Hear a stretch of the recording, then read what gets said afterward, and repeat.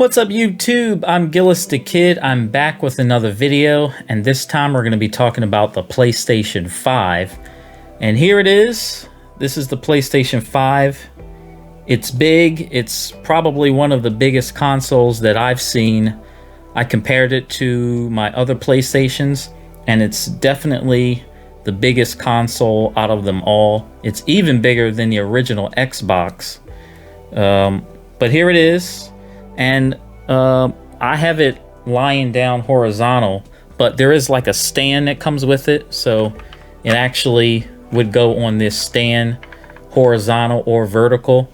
You can't put it in any type of position without the stand, so just keep that in mind. But you know, it wobbles when it's not on a stand because it's curved.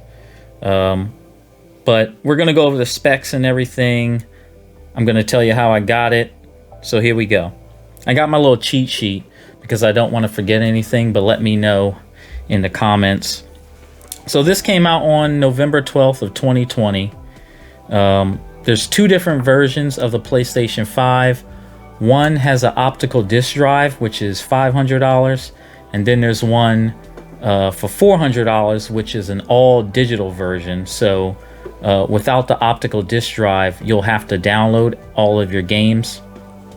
But I prefer to have a disc drive because I like my physical media and I like trading my games with my friends. I also watch movies too, not so much, but I do watch movies, and I want to have that option to actually have like the physical games. We'll get to that in a minute. So let's look at the specs here. So it has a 8-core AMD Zen 2 CPU, a AMD RDNA 2 GPU. So as far as specs goes, it's top of the line. Most of these consoles are getting dangerously close to gaming PCs. I have a HP Omen, and it has similar specs to this. But some people like computers because you can upgrade them. Right now, out of the box, you cannot upgrade this. You can't put like another SSD in there. There's no portable storage or anything like that. And it has 16 gigs of RAM and 825 gigabytes of storage. On the box, it says 825 gigabytes of storage. I've been playing this for about 2 days now. And once I loaded all my stuff on there, I only have about 600 gigabytes of storage. So, you know, games like Grand Theft Auto 5, Ghost of Tsushima, they're all like, you know, 50 something gigs. I think NBA 2K1 is like 100 something gigabytes. And that's kind of strange for a basketball game. It's been a while since I played a basketball game, but 100 gigs, that's crazy. Now, I'm going to talk about the Ultra HD Blu-ray disc drive. I do like to watch movies on my PlayStation 5, but I do have a Blu-ray player. You can buy a Blu-ray player now for like $30. But like I said before, I like my physical media.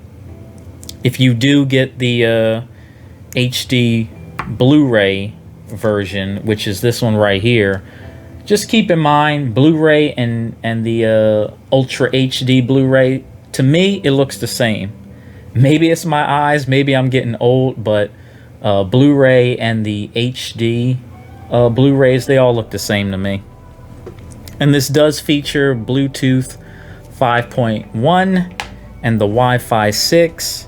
It has a custom SSD, so it is super fast. I can vouch for that. I've been playing some of the older games from like 2016, like Doom, Resident Evil 4. I don't think Resident Evil 4 was 2016, but Resident Evil 4, it's been out for a while now. And let me tell you, it feels like a completely different game. There's almost no loading times, and it's just a whole new experience. These are capable of 4K HDR, 120 frames per second. We'll talk a little bit about that. It does support 8K. I don't even think humans can even see in 8K. You would have to be like a tiger or an eagle to actually see in 8K, but there are 8K televisions. They're expensive too. They're like $3,000. Please don't rush out and buy an 8K television just because there's 8K on the front. But I do recommend a 4K television. You can get a 4K TV for like $300 now. So, and then there's the ray tracing. Ray tracing is basically, it allows the SSD to show like realism. So like real shadows, real reflections and stuff like that. There's draw distance in open world games that's going to improve. So that's definitely a big step in the 9th generation of consoles. So ray tracing is a big thing. There are some TVs that offer 120 frames per second. I would recommend that because it looks absolutely amazing.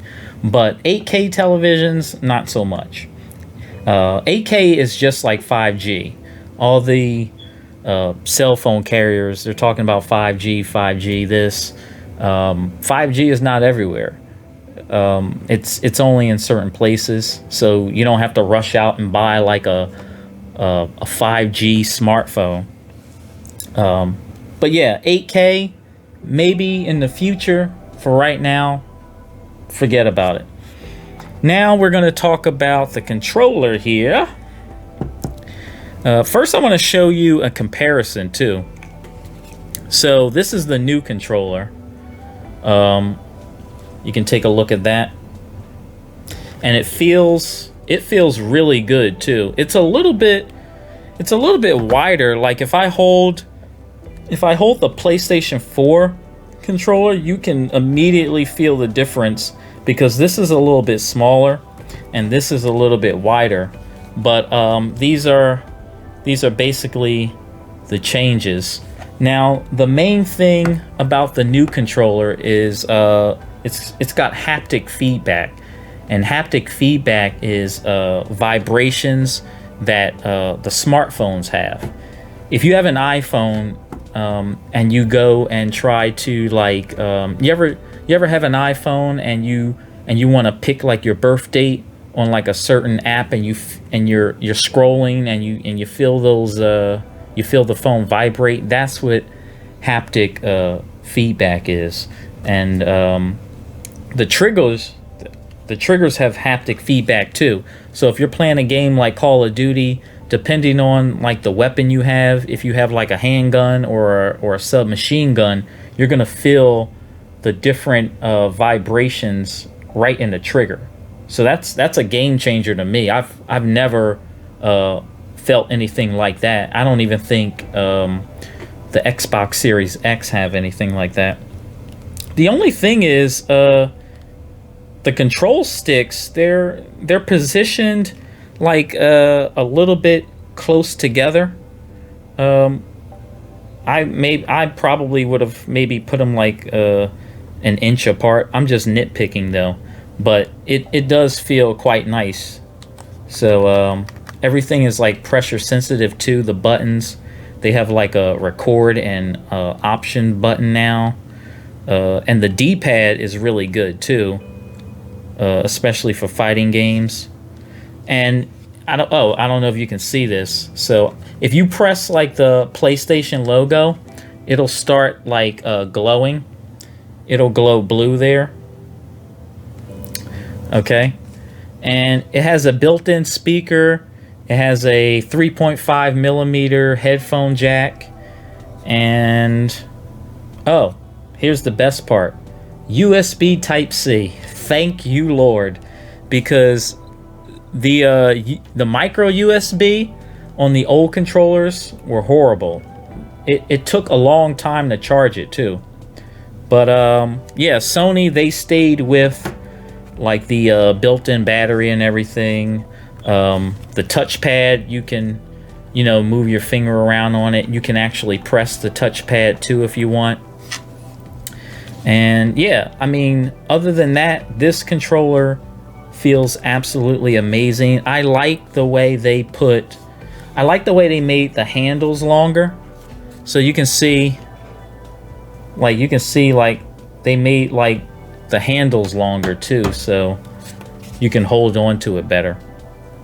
Now, there is a game that comes with this. It's Astro's Playroom, and it basically goes through all of the different features that this controller can offer, so I would recommend playing the game that's pre-installed on it too. But yeah, that's the controller. I'm gonna have more videos coming up on this. But yeah, USB Type-C, that's a must. I'm glad they did that. And I used the controller like all day. I didn't even have to charge it. I used it for maybe like 2 days before I actually had to plug it up. So now let's talk about the games here. The biggest game, I guess you can call it a launch game, is Spider-Man Miles Morales. That's the game that they were showing, like, oh, look at it, it's got ray tracing and you can see the reflections and the draw distance and all that good stuff. The only thing is, you can play Spider-Man Miles Morales on the PlayStation 4. It's gonna look just as good, but the loading times on the PS5 is really good.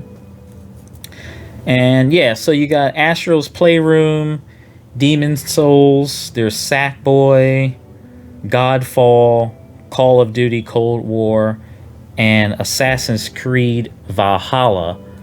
But yeah, I mean, you know, 4 of those games you can play on the PlayStation 4. There's really no big exclusives yet. Maybe it's because of the pandemic, I don't know, but that's pretty much all the games you have to choose from if you buy a PlayStation right now. And then there's the backwards compatibility. Sony, they don't really do very well when it comes to backward compatibility. It is backwards compatible with like all of the PlayStation 4 games, so you won't have a problem with that. I think there was like 4 PlayStation 4 games that you couldn't like play on this, but yeah, I mean, that's really not a big deal. And PlayStation, they have like the PlayStation Plus subscriptions. They have like the PS Now, which I actually still have my trial for. I've never used it. And then there's you know, like all the other movie streaming apps like Netflix, Hulu. There's Amazon Prime and Apple TV Plus. When the PlayStation 4 came out, they didn't even have like a Netflix app, but everything's on here now. So if you're a movie person, you don't have to worry about that. And in the front of the PlayStation, there's a USB port. You got your power button, and that's pretty much it. There's also like a USB Type-C connector in the front. On the back, you have there's 2 USB Type-A connectors. There's an Ethernet connector, and then you have your HDMI 2.1 connector. So HDMI 2.1, that's another big feature with these consoles now, because it's going to give you like faster connections from the TV to the console. And yeah, I mean, that is about it. Like I said before, I like my physical games. Here you go, right here. I'm really not into the whole digital thing. I like to have the physical media so I can trade it with my friends and whatnot. But yeah, I've been playing this for 2 days now. I went over my friend's house because he actually got his PlayStation 5 before me, so I went over his house and I played the PlayStation 5 way before I even hooked mine up. And the user interface, it's really nice. It's basically the same as PlayStation 4, but it's smoother, it's cleaner. All the icons are like circles now, but it's basically a fancier UI. It feels new. It's not like Windows where like it's basically the same. But yeah, that's it. That's all I have. This is the PlayStation 5. I'm excited. I'm just like this is what I do. So yeah, I'm gonna have some more fun. I'm gonna be looking forward to some of the other games coming out next year, and I'm pretty sure that the developers, once they get more time with the console, that they'll make games that will support it. And hopefully we'll see some 8K games. Who knows? The 4K games are looking good. Hopefully, you know, like I said, 8K, that's going to be crazy, though. I can't even imagine with what, like, 8K games would even look like. But yeah, that's all I have for now. Let me know if you have any other questions. This console is super fast. It took me a while to get one. I pre-ordered mine like back in September when the retailers jumped the gun. I think Walmart and Best Buy were told to wait a day, but they put pre-orders out like a day ahead. And I just happened to be on Best Buy like at 3 o'clock in the morning, and I got my pre-order in. I didn't get it until like late November, but the stories that have been going around to get these things, scalpers, they have made millions of dollars buying up all the PlayStation 5s with the computer software bots and everything like that. It's a mess. But don't feel bad if you don't get one. If it wasn't for my channel, to be honest, I would have waited next year. I would have just waited and bought the console maybe like in March or April or something like that when it was in stock. But like I said before, there's really no exclusive games on the console right now that you have to go out and, you know, kill somebody to get this. People are dying for the PlayStation 5. Like, it's insane. I even saw some guy like camp out at a GameStop. Like he had an air mattress with like a blanket and a pillow, and he was camping out. There's crazy stories all over. But let me know what you think about the PlayStation 5. I'm gonna have some more videos coming up pretty soon. Don't forget to like and subscribe. It really helps the channel. And I'll catch you in the next one. Peace.